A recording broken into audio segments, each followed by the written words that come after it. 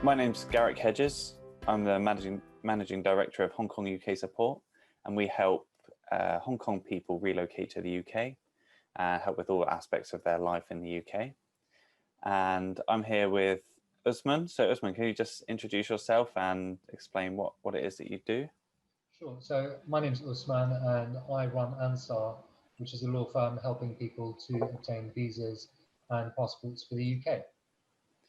Great, thank you. So today we're going to go through some questions about the Hong Kong BNO visa and just generally the situation for Hong Kong people moving to the UK in terms of immigration. So I think one question that has come up recently around the Hong Kong BNO visa is how people can prove that they normally live in Hong Kong, because there are some people who maybe they spend time working overseas in other countries other than Hong Kong, but Hong Kong is still their main base. So how could somebody prove that they normally live in a country for the purposes of a UK visa? So, I mean, I think the basic answer is I think that the government is likely to be quite flexible with the evidence that people provide. And that's a real feature of this Hong Kong visa scheme in general. So normally, UK government is very, very particular about which documents you provide in support of an application. And frankly, if you don't provide the right ones, then they'll refuse the application. Now, with the Hong Kong visa category, everything that they've said so far indicates that they will be flexible. And so, I think a range of documents may be appropriate or possible to show that you're ordinarily resident in Hong Kong. I mean, the most obvious things would be things like property documents, employment documents, perhaps documents from your children's school, etc., etc.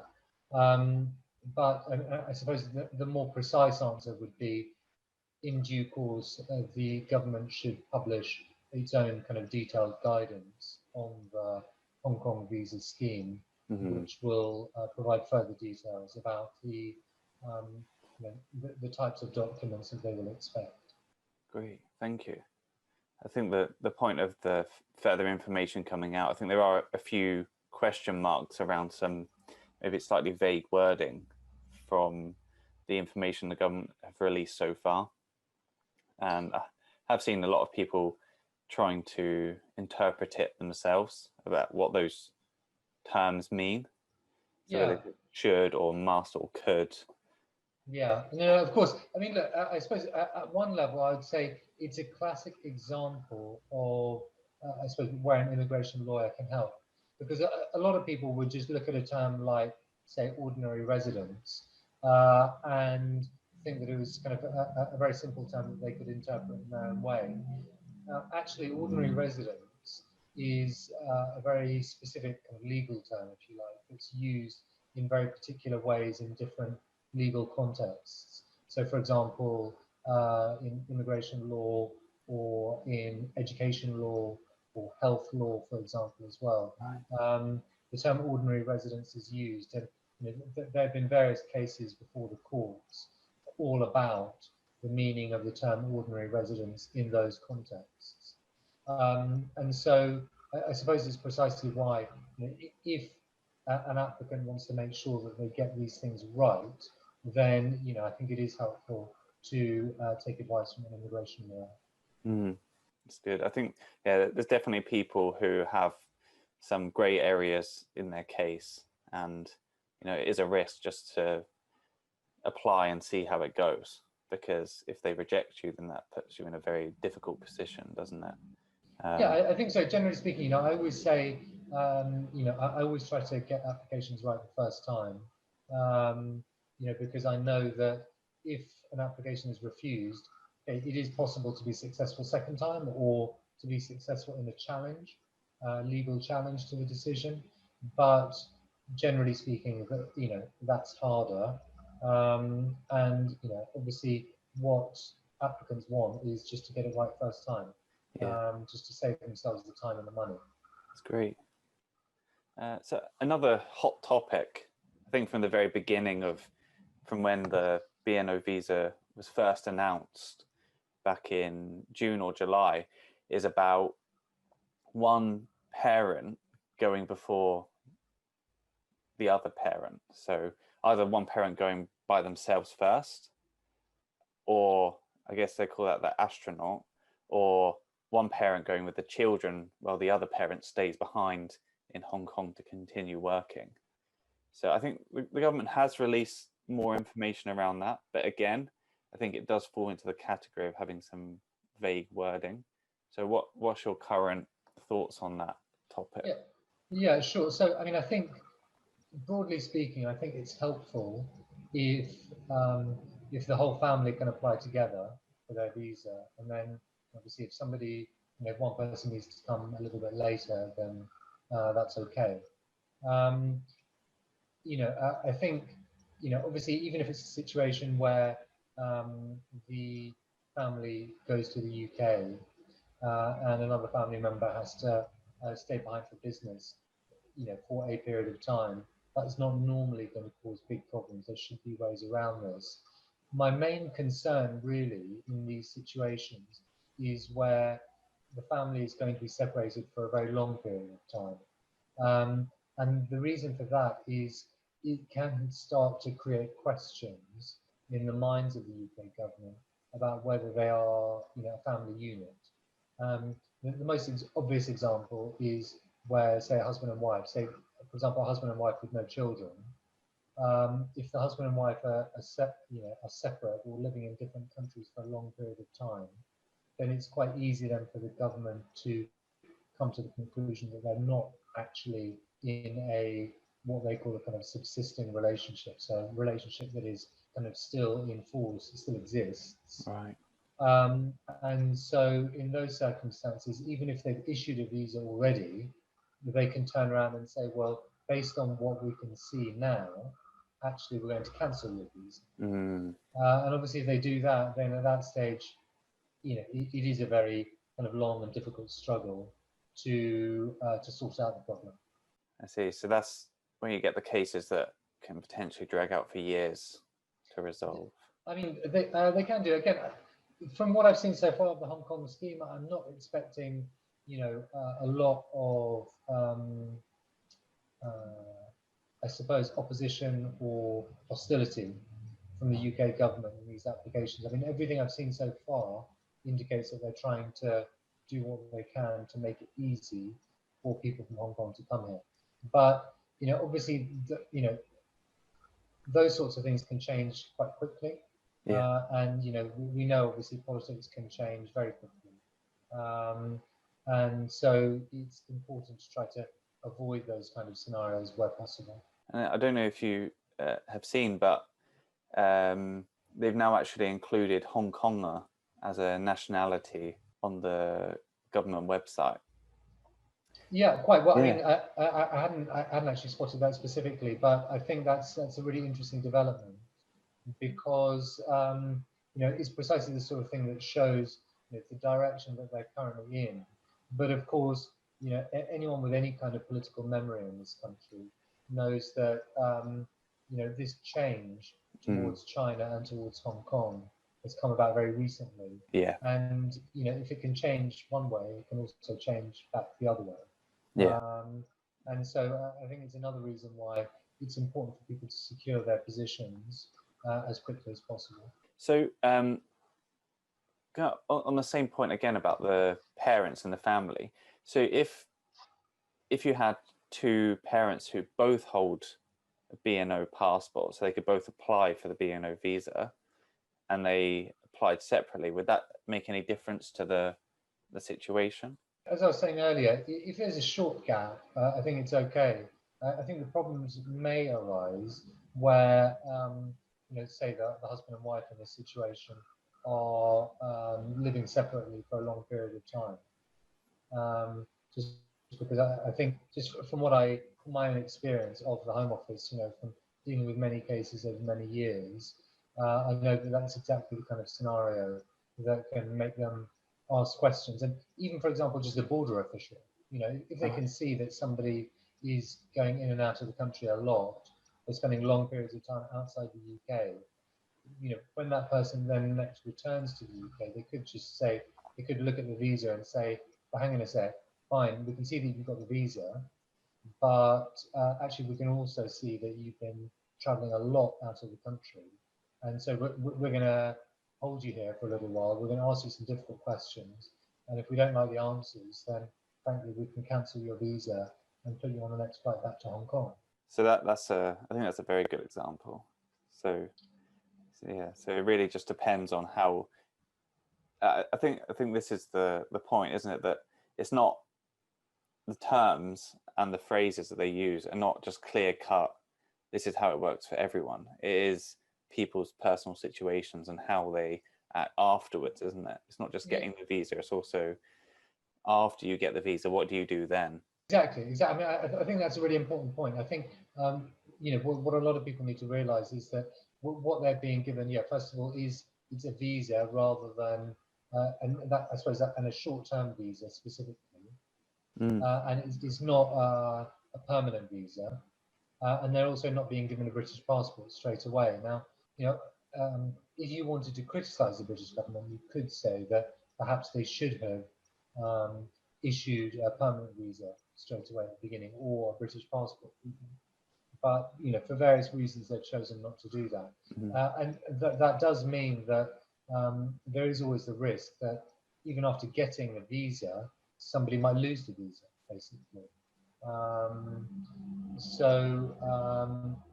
I think it is important for people to be careful about these kinds of situations. Okay, this is a bit of a maybe a difficult question to actually answer, but how easy do you think the application process will be? Because they're saying they'll base it on the online process they were using for the European citizens. So how easy do you think it'll be compared to maybe a more traditional type of visa? Yeah, well, sure. I mean, so I think the EU example is a really good one because, that is another scheme that the government have introduced recently to deal with a large number of applicants, actually probably potentially a similar number of applicants. And the government has, I think, really done a lot to make that scheme as easy as possible. And as I said earlier, I think everything that I've seen about the Hong Kong scheme suggests that they are taking a similar approach. And so they're trying to be flexible about, for example, the process, whether you apply in the UK or from Hong Kong, what kind of evidence you provide, whether you apply for a short-term visa or a long-term visa, which family members you can bring to the UK, etc., etc. So I think that they, all of those things indicate that the process for most people will be reasonably easy. And certainly, you talked about comparison. Well, the obvious comparison is with Chinese nationals. So Chinese nationals applying to the UK are going to need to go through a kind of a normal immigration scheme, which frankly is quite difficult for a lot of people. The fees are a lot higher. The government interprets the rules much more strictly. So I think it's really important for people from Hong Kong to have that perspective and to see that compared to many other people going through the immigration system, actually they are in a very positive situation. Good. Yeah, I agree. I think they really have such a great opportunity with this visa to come to the UK for at least 5 years, and hopefully much longer. Exactly. So I think we have touched on this on a couple of times, but do you think that people will need support of an immigration lawyer as part of this process, or when do you think they would need support? Sure. Okay, so I think it's a really good question, and I will be entirely clear about this. As I've said earlier, I think for most people the process should be fairly simple. And so the short answer to your question is I think that most people will be able to deal with most of the process on their own without an immigration lawyer, particularly a place like Hong Kong where in any case I think a lot of people are going to have a very high level of education, high level of professional kind of qualifications and experience, and also people are going to be very tech savvy, Yeah. Very kind of familiar with using kind of online processes, etc., etc. So I think for most people, I think all of that is very positive. However, I think that it is important for people to realize that they're not in a position to assess whether or not they have a simple case. Yeah, because you can only say whether or not somebody has a simple case if you understand the rules and the law kind of behind it. Yeah. Yeah. So I think what's helpful for everyone really is to at least have an initial discussion with an immigration lawyer, which doesn't need to be expensive, and from that to be able to see whether or not they need support from an immigration lawyer to deal with the rest of the process. As I said, I think most people won't need that help for the rest of the process, but some people will have specific issues. For example, of the type that we've already discussed. And in those cases, I think it would be helpful for people to get further help from an immigration lawyer. Good. Yeah, I think that the idea of just having a initial kind of inquiry into how complex their case could be and what challenges could come up for them personally from somebody like yourself who has a lot of experience with these type of cases makes a lot of sense, because sometimes you look at yourself and think, oh no, it's simple for me, there's not anything that could go wrong, and then it turns out there are issues potentially, but between the lines, even, because like we've kind of touched upon a few times, that the terms are vague, but in those vague terms there's decades of case history that have actually developed what those terms mean, so that people just can't understand themselves. Exactly. I mean, I think broadly speaking, I think the obvious categories of people that should certainly consult an immigration lawyer and will probably need help with the whole of their application. So people with any kind of political profile, which could include activists, but it could also include, for example, people that have funded any of the political activities. Right. And then I think also anyone who's had any kind of dealings with the authorities in Hong Kong. I'm particularly thinking about people with any kind of level of criminal record. Right. And that could even include, for example, a criminal record as a result of political activities. Right. All of these sorts of people, I think in this kind of situation, I think it's very important to take advice at the earliest possible opportunity. But as I say, even people who don't fall into those categories should at least take initial advice from an immigration lawyer, because frankly, small mistakes can cause very big problems when it comes to immigration. Right. And, people think about coming to the UK and buying a house, for example. It's no use having a house here if you don't have a visa, because your house will be empty, basically. Yeah, that's a good point. So without going into too much detail for these things, if somebody has a criminal record from, say, 25 years ago, is that still going to be something they should be concerned about? The short answer is, obviously the longer ago the offence, the less of a problem. Right. And, the smaller the offence, the less of a problem. So, obviously if you have a very serious conviction last year, then that's kind of a much bigger issue. But if you had a sort of a very small issue that came up a long time ago, as you say, 20 or 25 years ago, then that's a relatively small issue. But really, those sorts of things are going to be very fact specific. Yeah. And so it's difficult to really sort of make any general comment on that. The main thing I would say is that it is very important for people to understand that criminality is kind of a big, if you like, a big red flag in the immigration system, the UK immigration system. And that's whether the criminality occurred outside the UK or inside the UK. So that's certainly an issue that's likely to make cases more complicated. Good. I think that's very clear. Good. So I think that leads directly onto the next one, is what kind of legal challenges could people face further down the line if they do maybe miss something on their application or don't fill it out exactly, or they have something in their past that they don't think would be an issue, like some political donations or something along those lines. What legal challenges could they potentially come up against? Well, look, there are kind of a very big range of difficulties that people could come up against, and one of them is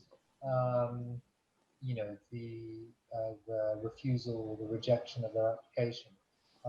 I mentioned those two terms precisely actually because I suppose it's an example of the complexity of the system. So the government in the immigration rules now makes a distinction between refusing an application and rejecting an application. Right. For most native English speakers, they probably see absolutely no difference Yeah. between those two terms.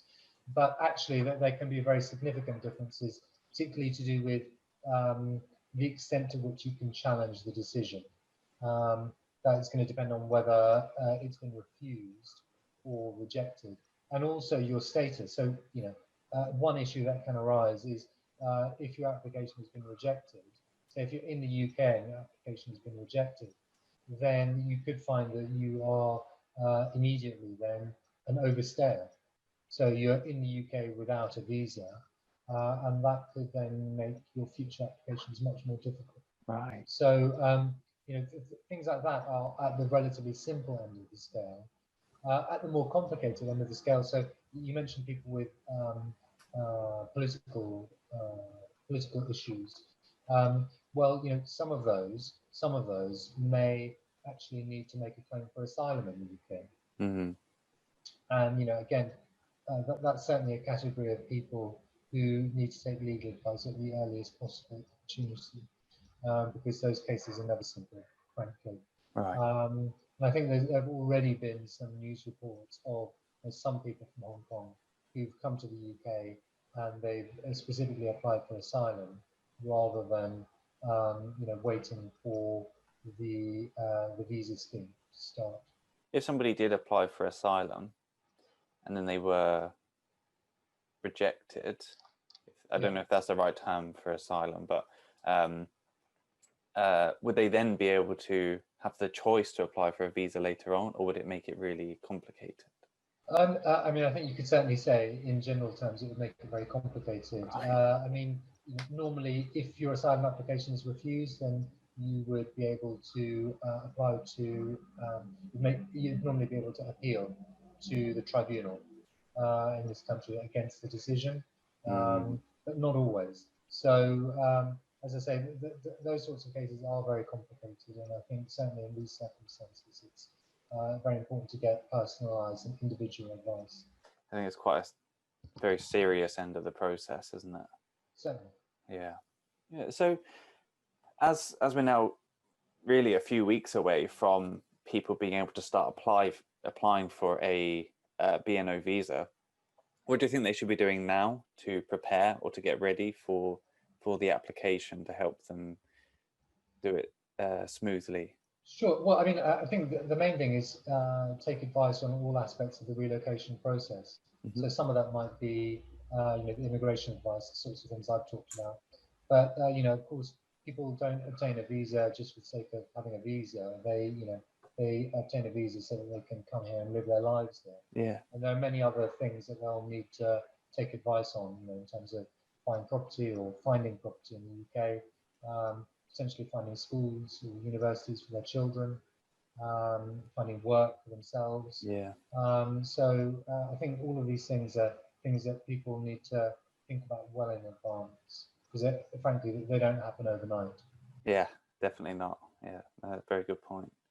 Thank you. And how about if people did have cases that they're concerned about, then maybe they feel quite compelled to get some kind of support for their visa already. Is now a good time to start talking to somebody like yourself, or should they wait until the visa is open, or should they be doing that now? Yeah, I think certainly now is a good time, because although the visa scheme hasn't started yet, nevertheless, it's going to start soon. Mm-hmm. And there's lots of preparation work that will need to be done before you can even submit the application.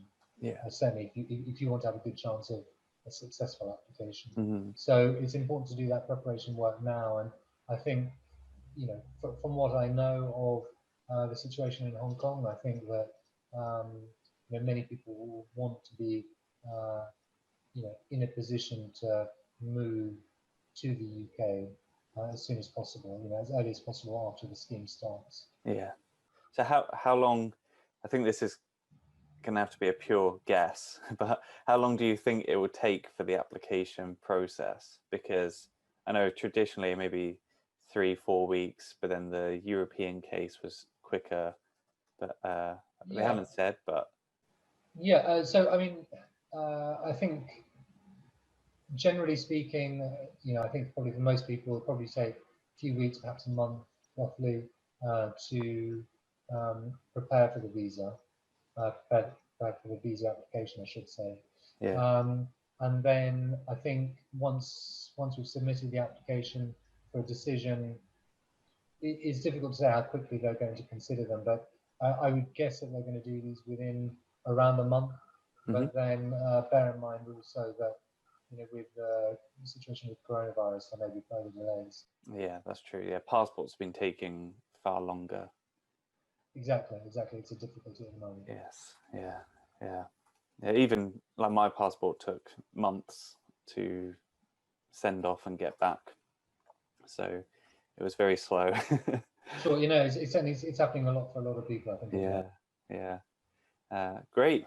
So are there any other points that you think people should be thinking about at the moment, or do you think we've covered the main areas? Yeah, I think we have covered the main areas. I mean, I think the main point is, I think that from what I've seen so far, the UK government wants to welcome many people from Hong Kong to the UK. I just think people from Hong Kong need to just be careful about how they sort of negotiate and manage the process.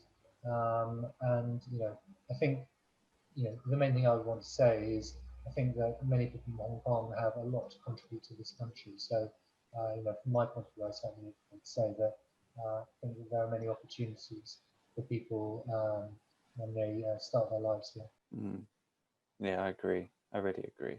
I think a really big positive is that it does, like you said a few times, it does appear as though the UK government is trying to make it easy as possible process for Hong Kong people, and being more on the side of being lenient rather than being very harsh on people, which has kind of been evident with the LOTR. Yeah, exactly. It's been quite a smooth process for a lot of people. Yeah. But still, people do need to just make sure they do it properly, because the UK immigration system, once something does go wrong, it's quite a tough place to be. Certainly, exactly. Yeah, I think that's exactly right. But I think it'd be amazing to have so many Hong Kong people come to the UK, because they are very hardworking and well educated and just generally good people. So I think they have a lot to contribute and a lot of opportunities. So it'd be good to see as many as possible successfully make it through the process. Sure. Yeah, I think that's definitely right. And I'm happy to help. Good. So I think if people do want to talk about actually having some support and guidance through the process of their visa, and to start kind of finding out if you consider them to be a complex case or you think that they'll be okay, I'll be able to put them in touch with you directly. So if anybody does want to have a conversation and to have some support, just let me know and I can put you in touch through an email introduction, and then you can go from there, kind of discuss their options and how you can begin to support them, and then hopefully can help as many people as possible to have a smooth and successful start to their life in the UK. Absolutely. No, as I said earlier, happy to help, and I look forward to guiding people through the process. Great. Thank you so much. It's been really good talking, and I'll speak again soon. Sure. Thank you. Much, Bye-bye. Bye. Thanks, bye-bye.